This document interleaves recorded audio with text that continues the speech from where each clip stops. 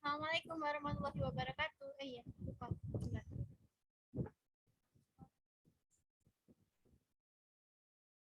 Yang apa? Merekam suara di sini juga, nanti enggak kedengeran. Oh, terus jelas kok. Kebetulan saya gitu nggak nol. Biar ngerungok oke. Ya udah, ya wes.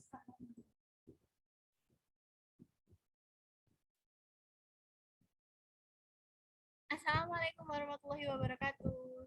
Ini presentasi dari kelompok 3 yang akan menjelaskan tentang jenis-jenis surat, langkah-langkah menulis surat, surat pribadi, pengertian dongeng, jenis-jenis dongeng, dan cara mendongeng yang baik. Oke, kita langsung aja dari yang pertama. Kalian tahu nggak sih tentang jenis-jenis surat itu apa? Oke, jadi surat secara umum digolongkan menjadi 3 apabila ditinjau dari segi bentuk, isi, dan bahasanya. Yaitu yang pertama ada surat pribadi, ada surat dinas, surat niaga. Lalu digolongkan juga berdasarkan pemakaiannya juga dapat dibagi menjadi 3, yaitu ada surat pribadi, surat resmi, dan surat dinas. Lanjut, kita lanjut ke langkah-langkah menulis surat. Jadi menulis surat itu ada langkah-langkahnya teman-teman. Yang pertama ada tempat, tanggal, dan lahir, alamat yang dituju, salam pembuka, kalimat pembuka, isi surat, penutup surat, salam penutup, dan nama pengirim surat. Itu wajib. Ini adalah contoh surat pribadi. Jadi itu ada tanggal, bulan, dan tahun, terus ada nama yang dituju, isinya. Ini contoh surat yang formal. Lanjut, kita ke pengertian dongeng. Jadi dongeng itu adalah salah satu bentuk karya sastra yang menceritakan tentang suatu kejadian yang luar biasa dan penuh dengan imajinasi atau fiksi yang tidak mungkin benar-benar terjadi. Jadi dongeng itu banyak ya macamnya sebenarnya. Banyak fiksinya. Lanjut kita ke jenis-jenis dongeng. Jadi dongeng itu ada banyak jenis-jenisnya. Ini ada beberapa contoh jenis-jenis dongeng. Yang pertama ada dongeng binatang atau fabel, yang tokohnya diperankan oleh binatang dan berperilaku seperti manusia.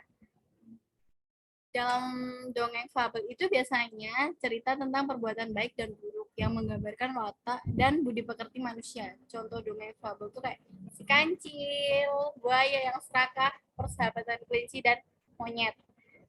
Terus yang kedua ada dongeng biasa. Dongeng biasa itu biasanya lebih menceritakan tentang suka duka. Suka duka, impian seseorang, harapan. Jadi contohnya kayak Cinderella, Andi Lumut, Bawang Putih, dan Bawang Merah. Itu contoh dongeng biasa. Kalau yang ketiga ada dongeng lelucon atau jenaka. Dongeng lelucon ini biasanya bercerita dari tokoh-tokohnya, cerita lucu dari tokoh-tokohnya. Contoh dongeng jenaka itu ada Sikabayan yang dari Jawa Barat, Pan Balang Tamak dari Bali, atau Singarewa dari Kalimantan.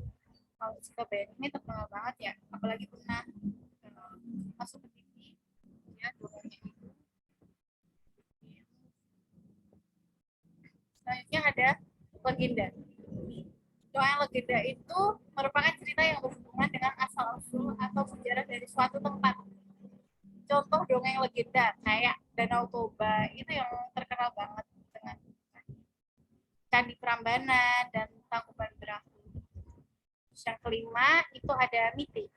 Mite atau mitos adalah dongeng yang isinya berhubungan dengan kepercayaan dan hal-hal gaib yang dipercaya oleh masyarakat tertentu atau masyarakat di daerah tersebut. Contohnya seperti Roro Jonggrang dan Nyi Roro Kidul. Kalau di Jogja terkenalnya dengan lanjut. Yang keenam ada sage, yaitu dongeng yang menceritakan mengenai sejarah dengan campuran fantasi dari masyarakat. Contohnya ada Si Pitung, ada Panji, dan Lutung Kasarung. Yang ketujuh ada Parabel, dongeng yang mengandung nilai-nilai keagamaan. moral, hingga pendidikan untuk pandangan hidup. Contoh dongeng parabel, kisah maling kundang, dan hikayat Bayan Budiman. Selanjutnya kita belajar tentang cara mendongeng yang baik. Cara mendongeng yang baik yang pertama itu kita harus memilih cerita yang baik.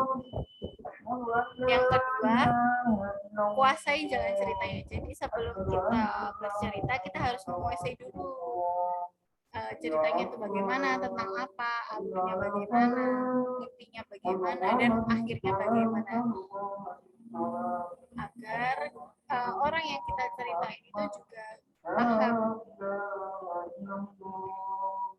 Yang ketiga, bacakan cerita dengan ekspresif dan menarik.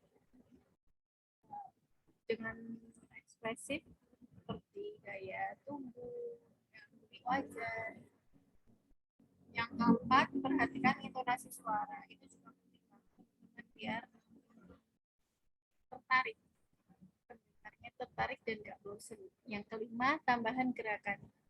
Seperti yang tadi aku bilang di atas, tambahan gerakan atau bahasa tubuh. Yang keenam, menggunakan media gambar atau boneka. Ya, terima kasih. Sampai jumpa di sesi belajar selanjutnya. Terima kasih teman-teman. Sekian dari kelompok kami. Mohon maaf